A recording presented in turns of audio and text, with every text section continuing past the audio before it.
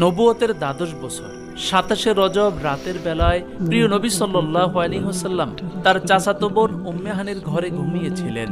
অতঃপর রাত যখন গভীর হলো, তখন হঠাৎ করে উম্মে হানির ঘরের ছাদ উন্মুক্ত হয়ে হযরত জিবরাইল আলাইহিস সালাম ও হযরত মিকাইল আলাইহিস সালাম প্রিয় নবীজির কাছে আগমন করলেন। অতঃপর তারা নবীজি সাল্লাল্লাহু আলাইহি ওয়াসাল্লামকে ঘুম থেকে জাগ্রত করে বললেন, হে আল্লাহ রাসূল, মহান আল্লাহ তাআলা আপনাকে আরশে মুআল্লায় ডেকে পাঠিয়েছেন এবং আপনার দিদারের অপেক্ষা করছেন। এই কথা শুনে রাসূল পাক সাল্লাল্লাহু আলাইহি ওয়াসাল্লাম খুব দ্রুত প্রস্তুতি গ্রহণ করলেন। প্রস্তুতি শেষ হওয়ার সাথে সাথে তারা প্রিয় নবীজিকে ছাদের উপর দিয়ে সর্বপ্রথম হাতিমে কাবায় নিয়ে গেলেন।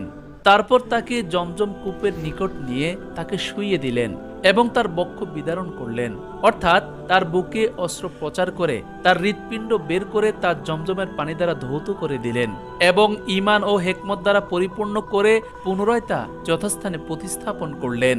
এর দ্বারা উদ্দেশ্য ছিল যাতে করে প্রিয় নবী সাল্লাল্লাহু আলাইহি ওয়াসাল্লাম আল্লাহ তাআলার দিদার লাভ করতে সক্ষমতা অর্জন করেন। এরপর নবীজি সাল্লাল্লাহু আলাইহি ওয়াসাল্লামের কাছে বুরাক নামক একটি জন্তু নিয়ে আসা হলো। হাদিসের ভাষ্য অনুযায়ী বুরাক হলো জান্নাতের একটি প্রাণী, যা গাদার থেকে বড় ও খচ্চর থেকে কিছুটা ছোট।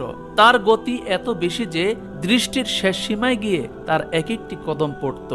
অতঃপর নবীজি সাল্লাল্লাহু আলাইহি ওয়াসাল্লামকে উক্ত বাহনের পিঠে আরোহণ করার জন্য বলা হলো।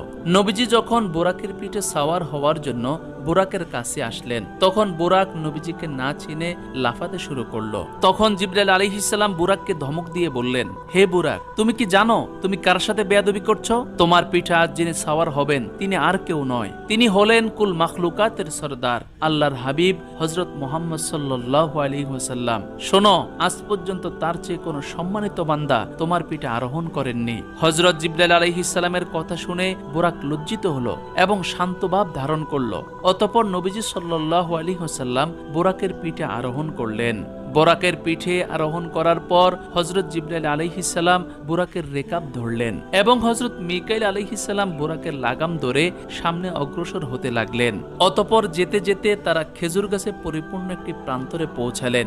সেখানে পৌঁছে হযরত জিবরাইল আলাইহিস সালাম বললেন, হে আল্লাহ রাসূল, এটাই আপনার হিজরতের স্থান, এর নাম ইয়াসরিব। কিছুদিন পর এখানেই আপনি হিজরত করে আসবেন এবং এখানেই জীবন যাপন করবেন। এ কথা শুনে নবীজি সাল্লাল্লাহু আলাইহি ওয়াসাল্লাম খুব ভালোভাবে সেই স্থানটি পর্যবেক্ষণ করে দেখলেন। এরপর পুনরায় তারা আবার রওনা করলেন এবং সাদা রঙের একটি জমিনে পৌঁছালেন। তখন হযরত জিবরাইল আলাইহিস সালাম বললেন, হে আল্লাহ রাসূল, এর নাম মাদায়েন। এখানেই পবিত্র তুর পর্বত অবস্থিত রয়েছে, যেখানে হযরত মূসা আলাইহিস সালাম